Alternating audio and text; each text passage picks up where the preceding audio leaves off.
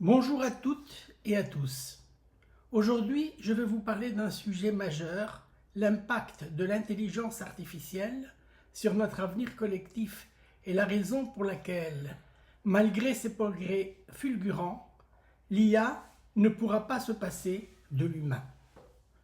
La médecine, nous allons le voir, joue un rôle central dans cette transformation.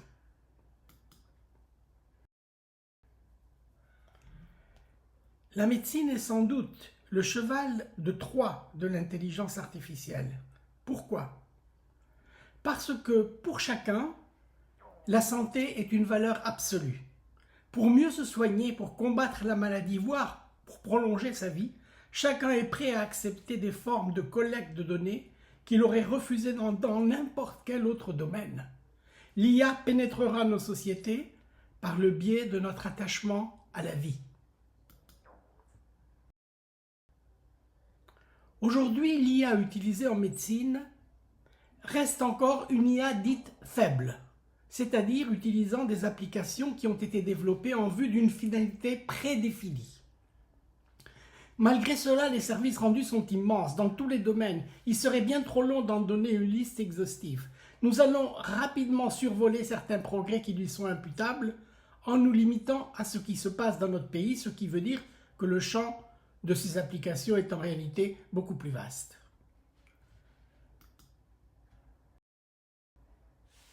C'est en radiologie que les progrès sont dès maintenant les plus spectaculaires. Je donne ici seulement quelques exemples, mais l'IA est devenue incontournable pour améliorer et fiabiliser la performance et la pertinence du diagnostic radiologique, et également pour guider l'imagerie interventionnelle. Ce processus va sans aucun doute s'accélérer dans les prochaines années au sein d'écosystèmes internationaux. L'œil est également devenu un terrain privilégié pour l'IA. Grâce à l'imagerie rétinienne et au deep learning, on peut aujourd'hui dépister massivement certaines maladies. Le réseau convolutionnel rétinoptique, par exemple, a été conçu comme un outil de dépistage mondial via un cloud français capable d'analyser des millions d'images.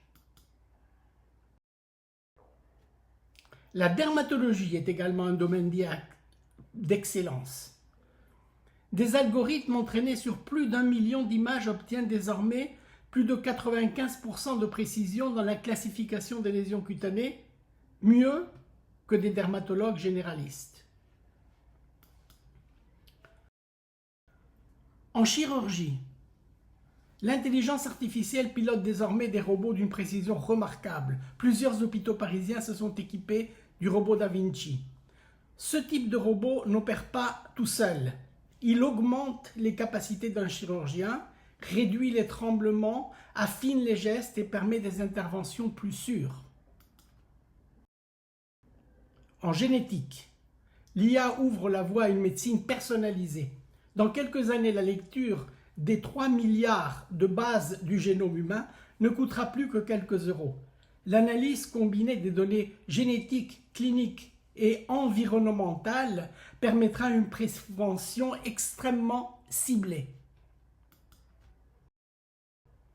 En réalité, l'IA a pénétré tous les domaines de la médecine. Un exemple concret. Une sonde prend des milliers de clichés, envoie des données en Californie. Une IA modélise des gouttières dentaires personnalisées. C'est un changement massif dans les usages médicaux. L'IA s'intègre désormais dans tous les types d'objets connectés ou même implantés chez les patients. Ces dispositifs surveillent, détectent, alertent et parfois ajustent un traitement en temps réel. Nous entrons dans une médecine continue, mais également dans le cadre d'une surveillance continue, ouvrant des problèmes vertigineux en matière de vie privée, dont nous reparlerons.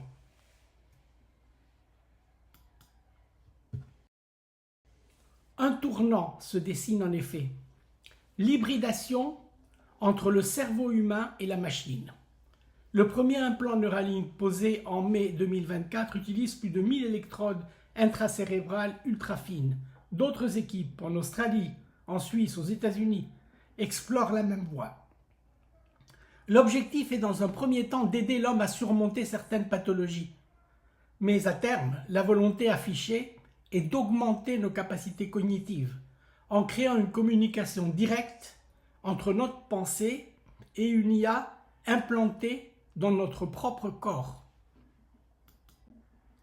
À terme, la quantité d'informations analysées au cours d'une consultation sera telle, plus de 20 téraoctets de données par patient, que l'esprit humain ne pourra plus l'assimiler seul, la rapprocher de recommandations institutionnelles devenues de plus en plus complexes, ni même de régler les problèmes de confidentialité dans la gestion des différents intervenants.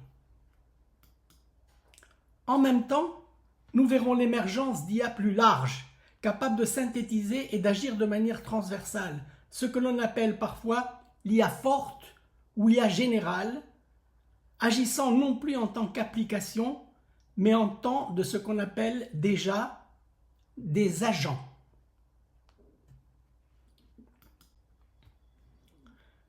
Avec ce type d'agents autonomes et surtout l'avènement prochain de l'informatique quantique, les capacités analytiques de l'IA dépasseront les nôtres. Cela pose des questions fondamentales. Qui gère ces quantités de données? Comment protéger la confidentialité? Comment garde-t-on le contrôle? Ce sont les enjeux éthiques majeurs qui vont se poser à l'humanité au cours des prochaines années.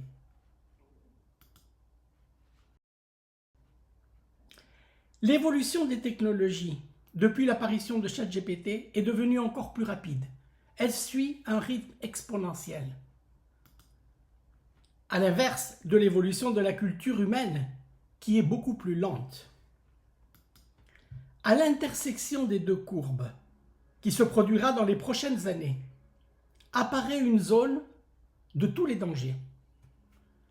Pour la première fois de son histoire, l'humanité produit des technologies dont la puissance augmente plus vite que notre capacité à les encadrer.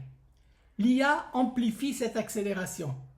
Les technologies destructrices deviennent accessibles plus facilement, parfois à des acteurs isolés. Le risque vient de ce décalage entre la puissance technique et la maturité culturelle. Si on analyse les évolutions géopolitiques, l'homme ne semble malheureusement pas en mesure de contrôler ce phénomène. Une question se pose dès lors. L'IA deviendra-t-elle le plus grand danger existentiel créé par l'homme?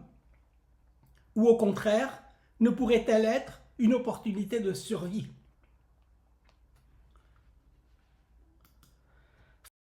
Face à ces incertitudes, la littérature a parfois une puissance d'anticipation supérieure à la science. La réflexion que je propose dans mon roman Le regard d'Auréa prend pour base cette capacité irremplaçable de l'humain, ce que le philosophe Bergson appelait le supplément d'âme. Une capacité qui résulte de l'architecture plastique du cerveau humain, modelée par des millénaires d'évolution, une capacité créatrice, émotionnelle, intuitive, que la machine ne peut et ne pourra vraisemblablement jamais reproduire.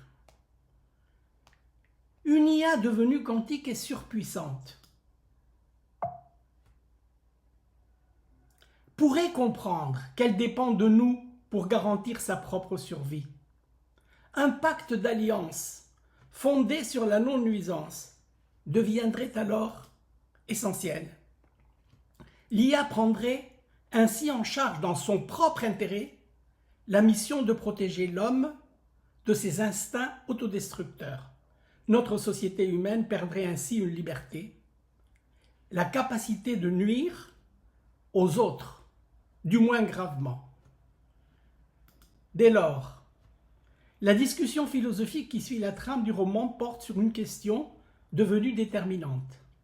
Privée du pouvoir de nuire, la société à venir serait-elle moins libre ou au contraire aurait-elle conquis un paradigme nouveau de liberté lui permettant non seulement de survivre aux technologies destructrices qu'il crée, mais d'accomplir sa mission sur Terre qui répond à elle-même à un dessein inaccessible. Pour mettre en scène cette problématique, Pour envisager plus pleinement ce que Marine de Tilly appelle le défi fou de l'IA dans son article du Point, il m'a semblé préférable de proposer une histoire plutôt qu'un autre essai sur l'IA. C'est à travers les histoires que s'est jouée l'évolution de notre espèce.